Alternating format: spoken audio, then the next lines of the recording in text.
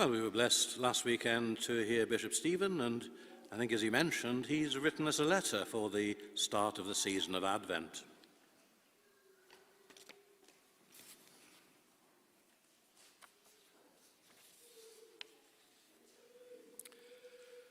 Dear sisters and brothers, may I wish you all a joyful Church New Year. Advent invites us all to wake up, be people of the light, not darkness, be ready to meet the Lord who is coming. Yes, we prepare to meet the Lord at Christmas, though Advent also draws our attention to the Lord's coming at the end of time, and to his coming here and now, in his word, in the Eucharist, and in his church. Our readings challenge us. They speak of the last things, our mortality, the finite creation in which we live, the judgment that we all face. We are invited to be ready, like a householder keeping out a burglar.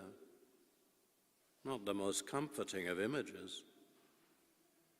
St. Paul challenges us to live moral lives, put on the armor of light, and cast off darkness, avoid sin.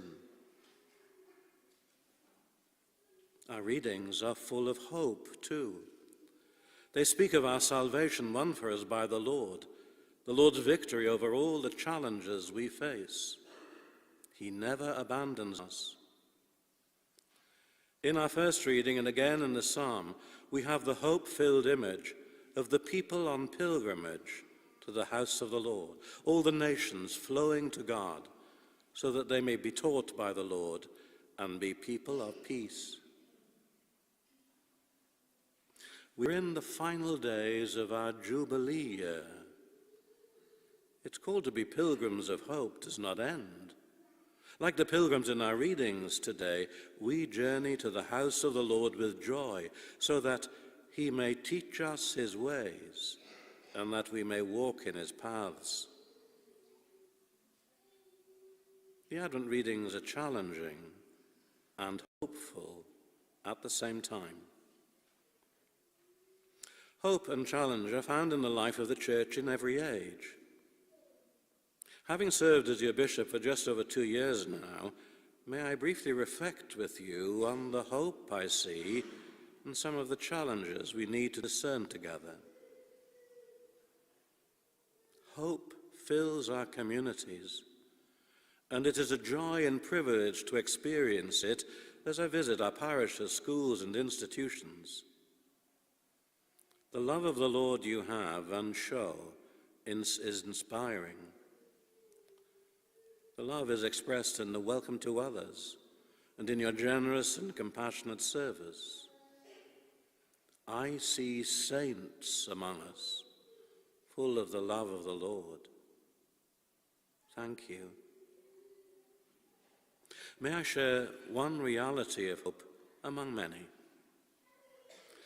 The number of adults seeking to be in full communion with the Church is increasing in our diocese and across our country. Noticeably, the adults are younger than in former years.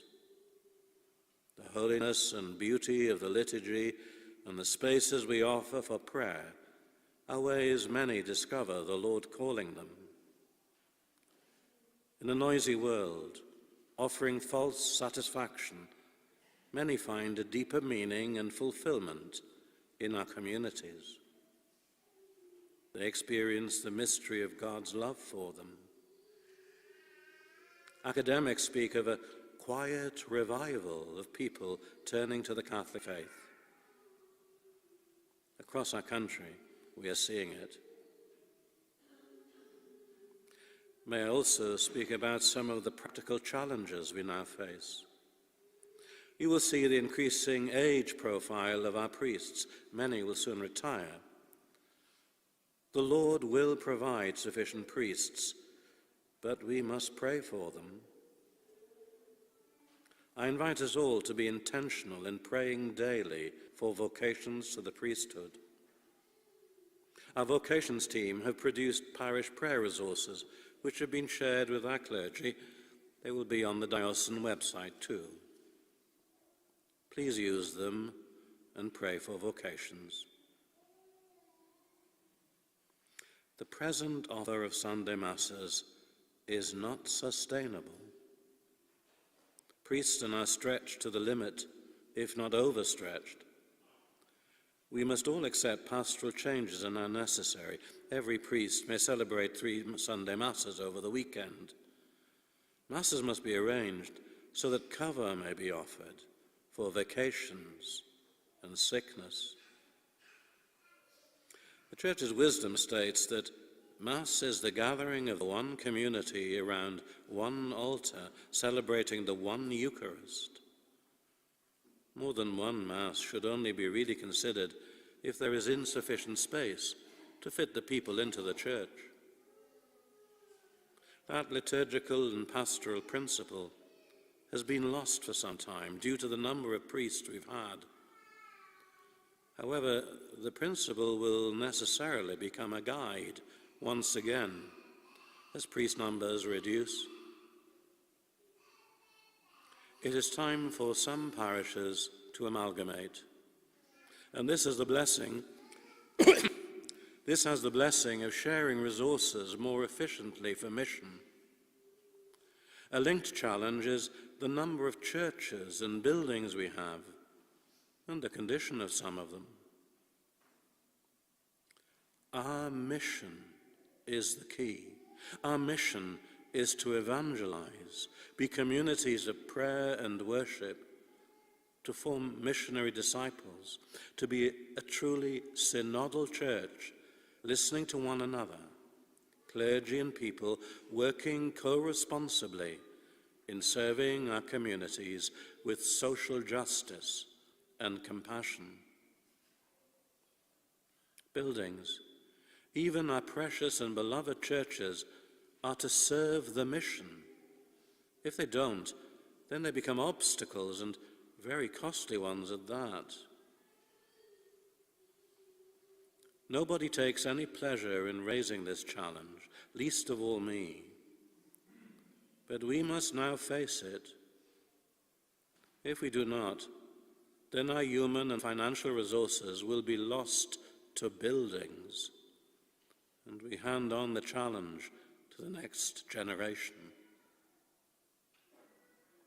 Many of our communities are already discerning these challenges with their clergy, and I thank you for this. Please continue. We need to ask very honestly what parish life will look like when fewer priests are available.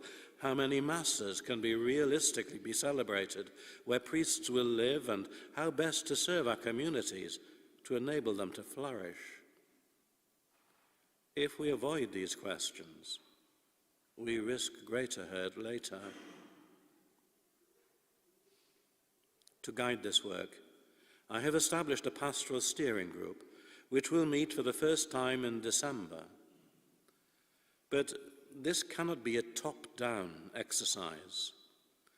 Synodality means decisions must be shaped by local prayer, reflection, and dialogue.